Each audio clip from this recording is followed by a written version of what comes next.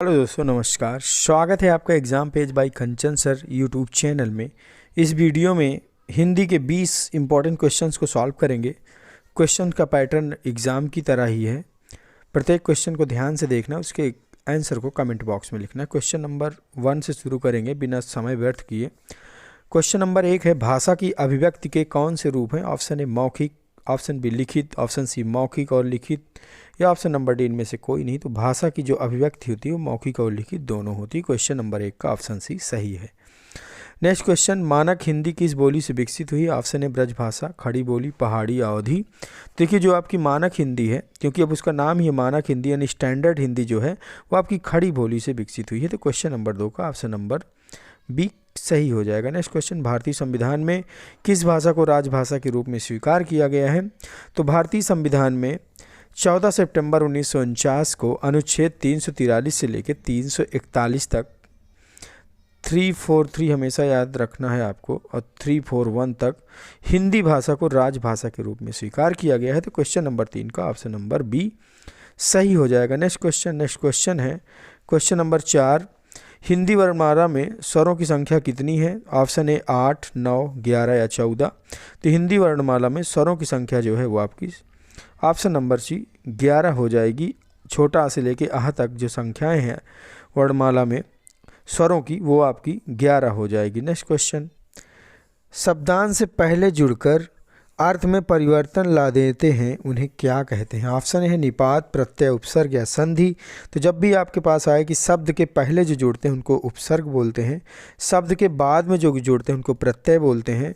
जैसे शब्द के पहले जुड़कर मान लो रोग है, उसमें जुड़ गया निरोग, तो उपसर्ग जुड़कर शब्द का अर्थ ही बदल गया। तो क्वेश्चन नंबर 5 का ऑप्शन सी उपसर्ग के जुड़ने पर ऐसी घटना होती है। नेक्स्ट क्वेश्चन नंबर 6, कमल के समान नयन पद में समास है। ऑप्शन ए अव्ययी भाव समास, ऑप्शन बी तत्पुरुष समास, ऑप्शन सी कर्मधारय समास, ऑप्शन बी डी बहुब्रीहि समास।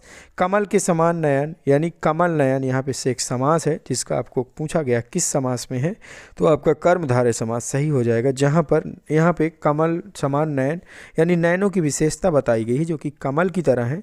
नयन विशेष से है और जो आपका कमल है वो विशेषता है यानी विशेषण है। इस तरह से क्वेश्चन नंबर 7 की तरफ बढ़ेंगे। शब्द वह है जो भाषा में प्रयोग होते हैं, शब्दों से बने होते हैं, सार्थक और निरर्थक दोनों होते हैं, वर्ण से मिलकर बने होते हैं। देखिए क्वेश्चन थोड़ा सा इनकम्प्लीट है। भाषा में प्रयोग होते हैं शब्द सही है, शब्दों से बने होते हैं ये गलत है, सार्थक और निरर्थक दोनों ही शब्द होते हैं ये भी आपका, तो आपका वर्ण से मिलकर बने होते हैं। तो क्वेश्चन नंबर डी ज़्यादा सटीक ले रहा है क्योंकि वर्ण से मिलकर ही शब्द बनते हैं।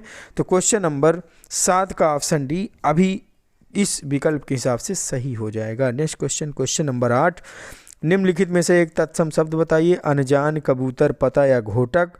तो देखिए अनजान आपका तद्भव है, कबूतर भी आपका तद्भव है। जो आपका घोटक शब्द है ये अश्व का पर्यायवाची है, यही आपका तत्सम शब्द हो जाएगा। क्वेश्चन नंबर 8 में ऑप्शन डी करेक्ट हो जाएगा। नेक्स्ट क्वेश्चन नंबर 9, कौन सा शब्द तुर्की भाषा का है? ऑप्शन ए चाय, option B camera, option C रिक्शा, ऑप्शन डी कैंची। तो तुर्की भाषा का जो शब्द है देखिए चाय, कैमरा और रिक्शा। रिक्शा आपका जापानी भाषा का शब्द है, चाय आपका चीनी भाषा का शब्द है, कैमरा आपका अंग्रेजी भाषा का शब्द है, इसमें कैंची जो है वो आपका तुर्की भाषा का शब्द हो जाएगा। तो question number 9 option D correct हो जाएगा। नेक्स्ट क्वेश्चन नंबर 10, विकारी शब्द होते हैं। ऑप्शन ए संज्ञा, सर्वनाम, विशेषण, क्रिया। संज्ञा, सर्वनाम, विशेषण, क्रिया विशेषण, क्रिया या विशेषण। तो आपका जो सबसे उपयुक्त ऑप्शन है वो क्वेश्चन नंबर 10 का ऑप्शन ए है। संज्ञा, सर्वनाम, विशेषण और क्रिया ये विकारी शब्द होते हैं। नेक्स्ट क्वेश्चन है क्वेश्चन नंबर 11वां, संज्ञा के कितने भेद होते हैं? Option A 3, option B 4, option C 5 या option number C D 6।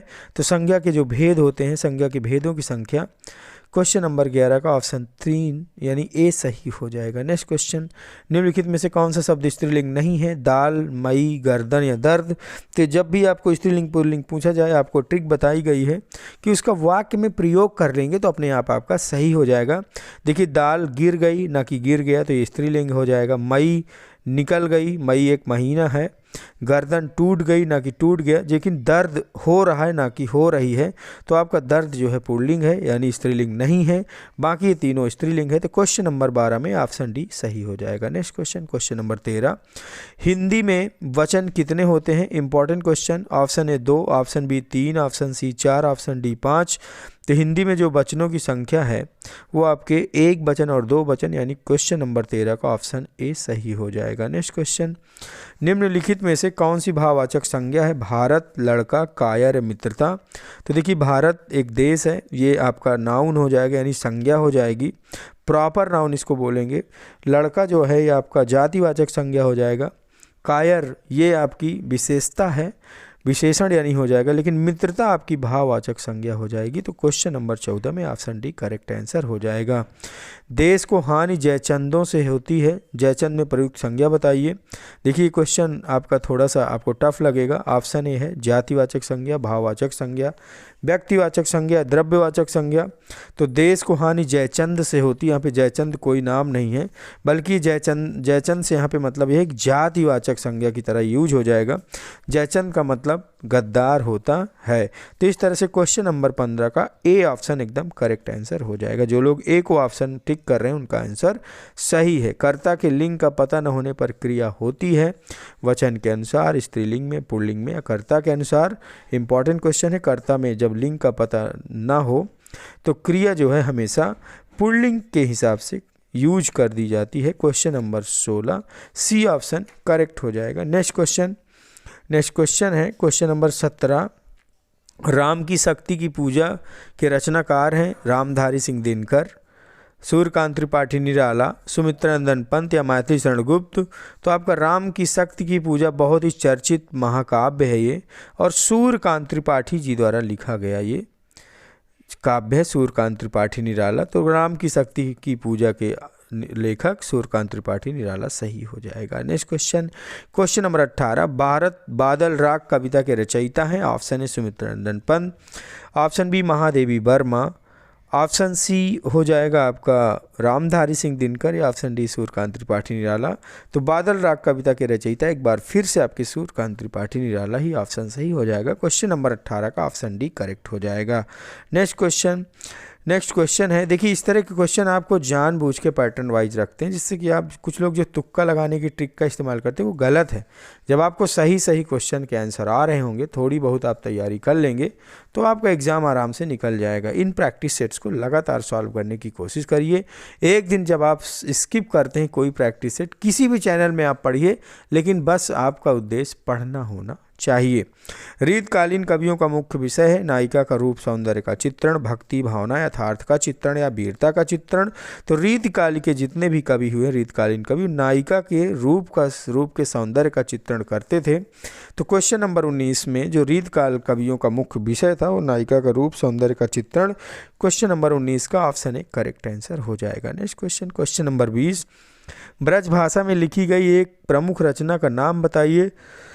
Option A Panchavati, Urvashi, Sursagar या चिदम्बरम। तो ब्रज भाषा में लिखी गई प्रमुख रचना जो है सूरसागर है, जो कि सूरदास जी द्वारा लिखी गई है। क्वेश्चन नंबर 20 का ऑप्शन सी करेक्ट आंसर हो जाएगा। कमेंट बॉक्स में बताइए आपके कितने क्वेश्चन सही हुए हैं। अपनी तैयारी जारी रखिए, मिलते हैं अगले वीडियो में, तब तक के लिए नमस्कार।